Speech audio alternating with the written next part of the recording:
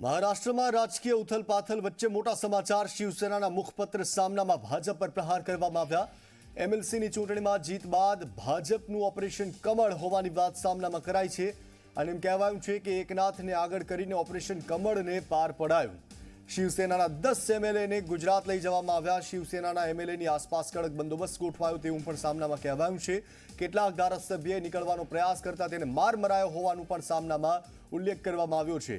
मार मराता धारासभ्य नितिन देशमुख ने heart attack આવી ગયો હોવાનો આરોપ લગાવાયો છે. नितिन દેશમુખને હોસ્પિટલમાં દાખલ કરવામાં આવ્યા. કૈલાશ પાટીલ ઘેરાબંધીને તોડીને મુંબઈ પહોંચી ગયા હોવાનું પણ સામનામાં કહેવાયું છે.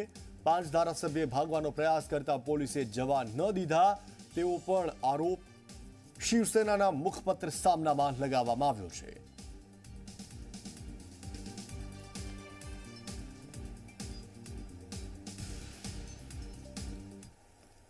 हमारे लोग वहाँ गए थे दो, एकनाथ शिंदे जी से बातचीत हो गई. एकनाथ शिंदे हमारे बहुत पुराने साथी है. एक अच्छा रिश्ता हमेशा हमारे दोनों का रहा है. उनकी कुछ बातें हैं, दो बातें मिलिंद नार्वेकर और रवि फाटक आकर उद्धव जी से बात करेंगे. बीजेपी के साथ हमने क्यों छोड़ी सबको मालूम है. एकनाथ शिंदे भी उनमें एक विटनेस है. उसमें क्या है.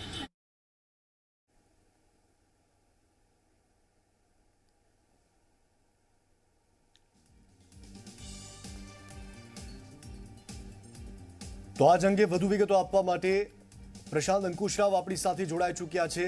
प्रशांत, ये जानना चाहेंगे कि सूरत से लेकर असम तक जो राजकीय गतिविधियां दिख रही हैं, तो महाराष्ट्र में क्या हो रहा है इस वक्त? क्या आज कैबिनेट बैठक भी मिलने वाली है, उसमें क्या चर्चा होगी? शिवसेना का क्या स्टैंड है?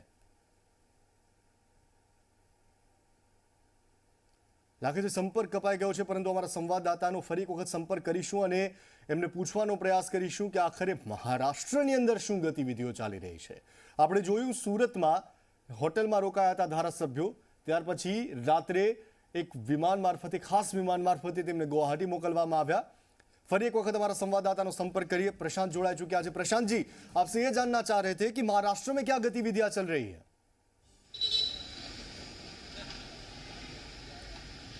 महाराष्ट्र में कल से ही बड़ी गतिविधियां चल रही है. उसमें कल रात को जो पूरे आमदार है उनका एक फ़ोटो जो है, जो विधायक है उनका जो फ़ोटो जो है वो आने के बाद और हलचल मच गई, क्योंकि उसमें से जो दिखने वाले विधायक है उनकी जो संख्या देखते हुए महाराष्ट्र सरकार को अब हिलना पड़ेगा ऐसा दिख रहा है. क्योंकि अगर चाहे तो देखा जाए तो महाराष्ट्र के जो राजनीति के गलियारों में जो अभी देखने मिल रहा है, क्योंकि शरद पवार जो है वो उनके घर पे ही मौजूद है और जो सागर बंगला है यहाँ से नज़दीक, वहाँ पे देवेंद्र फडणवीस है और उनकी तरफ से जो है वो राजनीति की जो भाषा है वो चल रही है. जो सूत्रों के हिसाब से पता चल रहा है उसमें एकनाथ शिंदे का गुट जो है वो राज्यपाल को जो अपना गुट बनाने के लिए जो फैक्स करने वाले हैं, अपना लेटर फैक्स करेंगे और उसके बाद ही जो राजनीति की आगे की जो गतिविधियां है वो पता चलेगी. प्रशांत, ये भी जानना चाहते हैं कि आज क्या मातोश्री पे कोई बैठक मिलने वाली है? क्या महाआघाड़ी की कोई बैठक मिलेगी? उसमें कौन कौन मौजूद रह सकता है? आपको बताना चाहता हूं कि आघाड़ी की ऐसे तीनों साथ में मिलके कोई बैठक तो अभी तक प्लान नहीं हुई है, मगर कांग्रेस अपनी बैठक जो है वो अलग से कर रही है. राष्ट्रवादी के जो नेता है वो अपनी बैठक अलग से कर रहे हैं. वैसे ही जो शिवसेना के जो बचे जो सांसद है वो अपनी जो विधायक है वो अपनी बैठक जो है अलग से कर रहे हैं. मगर जो शिवसेना के विधायक है उनका यही कहना है कि जो शिंदे के साथ हुए विधायक है उनको वापस हम लाने के लिए कोशिश कर रहे हैं. संजय राउत ने भी यही कहा था कि हम उनको वापस लेके आएंगे. मगर एक जगह दूसरी बात कहने का है तो शिंदे जो है उनका कहना है कि हम अभी तक शिवसेना ने छोड़ा नहीं है, हम शिवसेना के साथ है और हम लोग बाला साहब की शिवसेना के साथ है, हम बाला हिंदुत्व के शिवसेना के साथ है, ऐसा कह रहे हैं.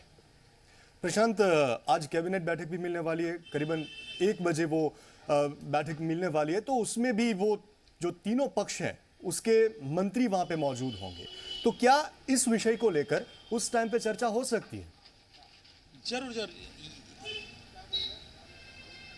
हाँ, यही मेन मुद्दा है कि अब आज जो है 1:30 बजे के दरमियान जो है मुंबई के जो मंत्रालय है वहाँ पे बैठक होगी, जो कैबिनेट की बैठक होगी। और आपको बताना चाहता हूँ कि जो शिंदे के साथ जो है वो भी 5 मंत्री शिंदे के साथ है, शिंदे पकड़ के।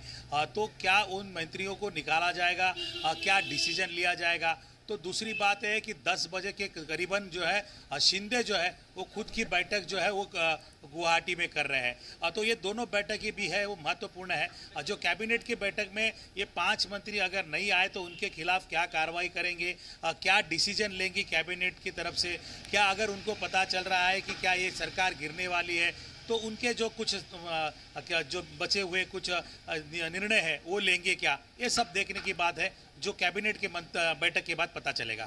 પ્રશાંત આપ જોડે રહેગા। એક મોટા સમાચાર મળી રહ્યા છે, આપને જણાવી દઈએ એમએલસીની ચૂંટણીમાં જીત બાદ ભાજપનું ઓપરેશન કમળ હોવાનું સામનામાં ઉલ્લેખ કરવામાં આવ્યો છે। દેવેન્દ્ર ફડણવીસે ઓપરેશન લોટસ ચલાવ્યું હોવાનું કહેવાઈ રહ્યું છે અને ધારાસભ્યો શિવસેનાના સુરત લઈ જવામાં આવ્યા, ગુજરાત લઈ જવામાં આવ્યા તેવું પણ સામનાની અંદર લખવામાં આવ્યું છે। શિવસેનાનું મુખપત્ર સામના અને તેની અંદર આ વાતનો ઉલ્લેખ કરવામાં આવ્યો। 3 નેતાની જે વાત સામે આવી રહી છે, ખંબોજ, કુટે અને ચૌહાણે જેણે આ ઓપરેશન પાર પાડ્યું, દેવેન્દ્ર ફડણવીસની નજીકના આ ત્રણેય નેતા હોવાની વાત છે। એમએલએના સીધા સંપર્કમાં તમામ નેતાઓ હતા અને તેમણે આખું ઓપરેશન પાર પાડ્યું હતું। તમામ ધારાસભ્યોને ગુજરાત લઈ જવા, ત્યાંથી ગુવાહાટી લઈ જવા અને ત્યાં એક હોટલમાં તેમની સાથે બેઠકો થવી, ભારતીય જનતા પાર્ટીના મુખ્યમંત્રી સાથે તેમની બેઠક થવી, હેમંત બિશ્વા શર્મા એમને મળવા જવું, સાંસદો એરપોર્ટ પર તેમનું સ્વાગત કરે, આ બધું એક ऑपरेशन कमल अंतर्गत थयुं होय तेवा आरोपो उठी रहा है। हमारा संवाददाता प्रशांत जोड़ाई चुक्या है। प्रशांत जी, ये भी जानना चाहेंगे कि शिवसेना का जो मुखपत्र है सामना, उसमें भी इस बात का उल्लेख किया गया है कि जो धारासभ्य विधायक जो है उनको गुजरात ले जाना, उनको मारना पीटना, ये सारा जो है वो एक बीजेपी के प्लान के तहत हुआ है जिसको ऑपरेशन लोटस नाम दिया गया है। इस बात में कितना तथ्य है और बीजेपी की ओर से क्या प्रतिक्रिया आ रही है?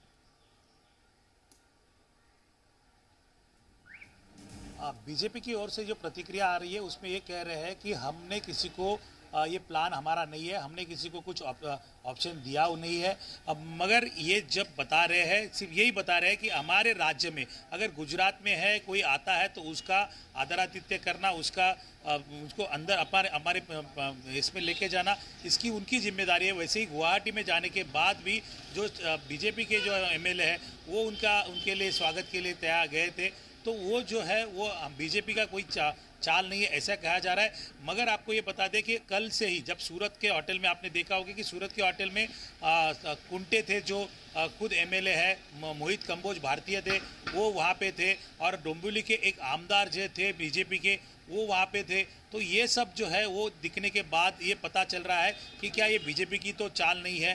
मगर बीजेपी इसको नकार रही है कि ये हमारी चाल नहीं है, हमने ऐसा कोई भी न्योता जो है तो उनको दिया नहीं है, कोई भी ऑप्शन जो है उनको दिए नहीं है, ये बीजेपी कह रही है। मगर दूसरी जगह देखा जाए कुंटे हो, मोहित कंबोज हो और डोंबिवली के एमएलए वो साथ में दिखाई दे रहे हैं।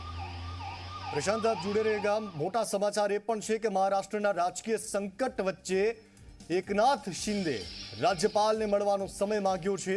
जी हाँ, एकनाथ शिंदे राज्यपाल ने मळवा माटेनो समय मांग्यो छे। बपोर बाद राज्यपाल ने धारासभ्यो मળી શકે છે, सरकार बनाववा बहुमत होवानो दावो करी શકે છે।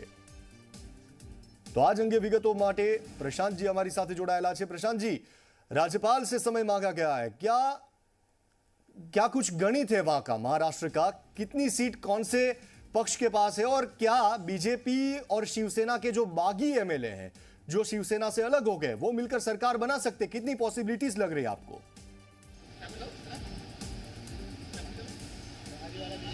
देखिए, पॉसिबिलिटी ऐसी होती है कि बीजेपी के पास जो 105 विधायक है उसके बाद जो उनके पास जो निर्दलीय विधायक है और ये अगर शिवसेना के जो 30 आमदार जो है 30 एमएलए जो है वो हमारे पास ऐसा कर रहे हैं, ऐसा जो दावा जो शिंदे कर रहे हैं, अगर ये सब मिल गए तो सरकार बना भी सकते हैं। मगर क्या ये राजकीय और कानूनन ये बराबर होगा क्या, ये भी देखना जरूर होगा।